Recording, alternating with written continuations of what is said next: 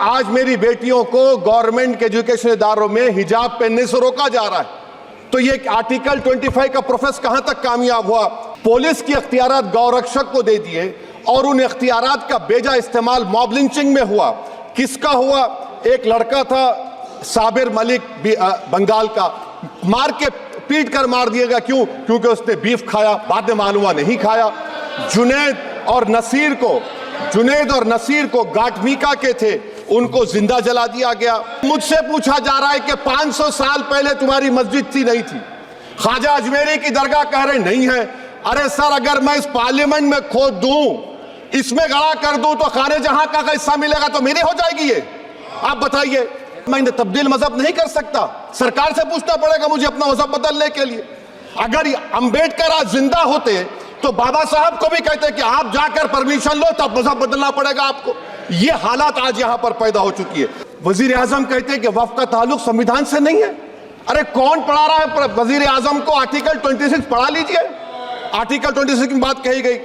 मकसद क्या है कि वक्फ की जायदादों को अक्सरियती तबके के लिए छीन कर दे दिया जाए। निसार में तेरी गलियों के वतन के जहां चली है रस्म के कोई ना सर उठा के चले, जो कोई चाहने वाला तवाफ को निकले, नजर चुरा के चले, सर हम जिस्म व जान बचा के चले।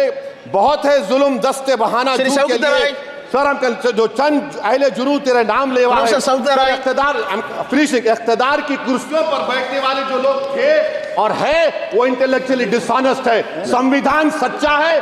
जय भीम, जय भीम, आइन जिंदाबाद। आप देख रहे हैं देश लाइव, देश की आवाज। आप देख रहे हैं कि उसके बाद जो कॉन्स्टिट्यूएंसीज को बनाया गया, असेंबली और पार्लियामेंट की हदबंदी हुई, वो इस तरीके से उसको तरतीब दी गई कि अक्सरियती तबके के लोग जीत जाएं और मुस्लिम अक़लियत के लोग कामयाब होने में बड़ी मुश्किलात पेश आए।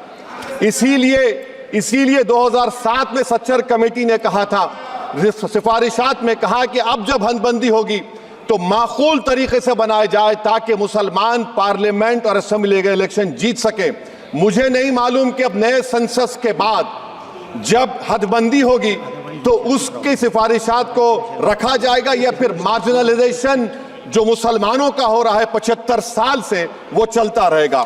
सर, जब पार्लियामानी जमहूरियत की कामयाबी किस बुनियाद पर होती है? पार्लियामानी जमहूरियत की कामयाबी का पैमाना मैं आपको बताता हूं। Article 25, article 26, article 29, article 30, article 14, article 21, ये 4 बुनियादी राइट्स है आइन में, जिसको हम सामने रखकर मैं आपको बताऊंगा कि क्या वाकई में उन कमजोर तबकात से इंसाफ हुआ।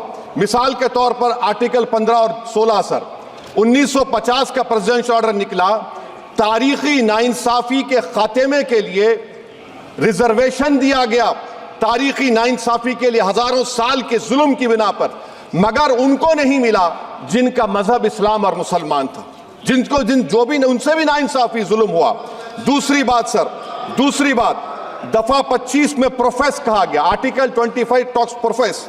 सर, आज मेरी बेटियों को गवर्नमेंट के एजुकेशन इदारों में हिजाब पहनने से रोका जा रहा है, तो ये आर्टिकल 25 का प्रोफेस कहां तक कामयाब हुआ? ये अक्लमंद लोगों पर छोड़ता हूं। प्रैक्टिस सर, आर्टिकल 25 में अमल करना। कई रियासतों ने ऐसा कानून बना दिया कि आप ये नहीं खा सकते, आप वो नहीं खा सकते, कैटल स्लॉटर एक्ट का एक्ट बना दिया। आप बताइए कि हरियाणा, राजस्थान में पुलिस की इख्तियारात गौरक्षक को दे दिए और उन इख्तियारात का बेजा इस्तेमाल मॉब लिंचिंग में हुआ। किसका हुआ?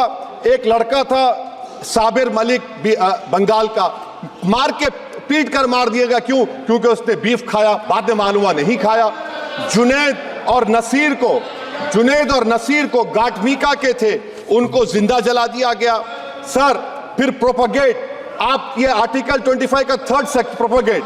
आज आप देख रहे हैं कि मुझसे पूछा जा रहा है कि 500 साल पहले तुम्हारी मस्जिद थी, नहीं थी? ख्वाजा अजमेरी की दरगाह कह रहे नहीं है।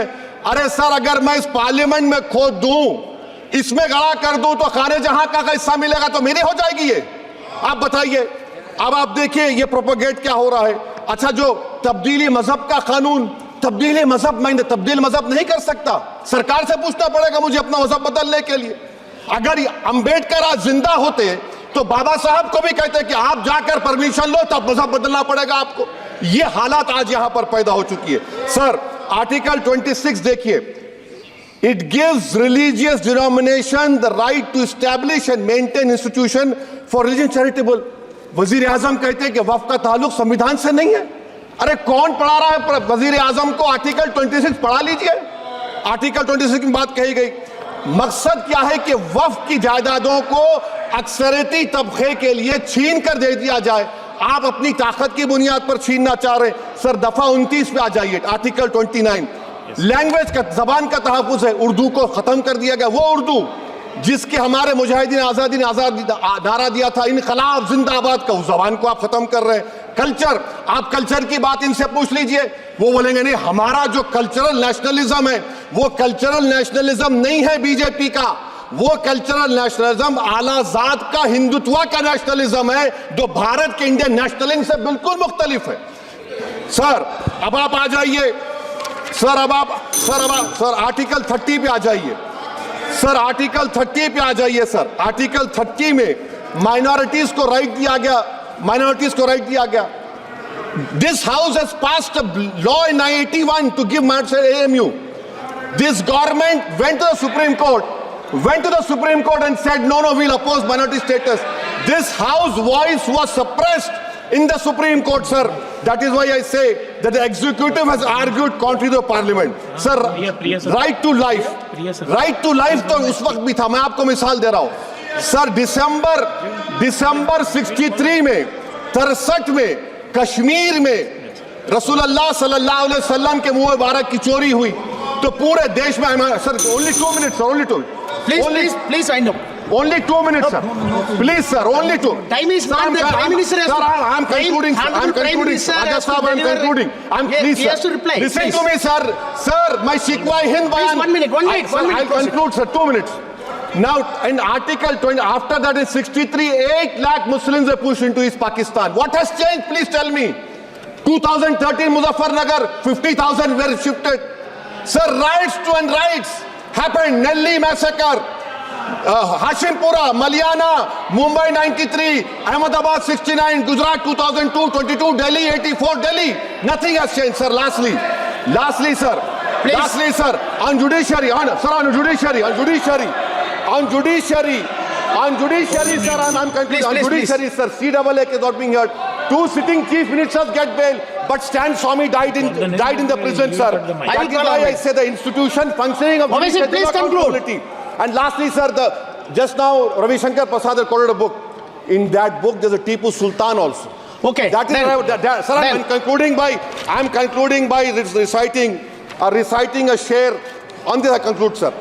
निसार मैं तेरी गलियों के वतन के जहां चली है रस्म के कोई ना सर उठा के चले, जो कोई चाहने वाला तवाफ को निकले नजर उठा के चले। सर हम जिस्म व जान बचा के चले, बहुत है जुल्म दस्ते बहाना के लिए। सर हम जो चंद अहले जुनू तेरे नाम लेवा है, इख्तिदार की कुर्सियों पर बैठने वाले जो लोग थे और है वो इंटेलेक्चुअली डिसऑनेस्ट है। संविधान सच्चा है। जय भीम आइन जिंदाबाद।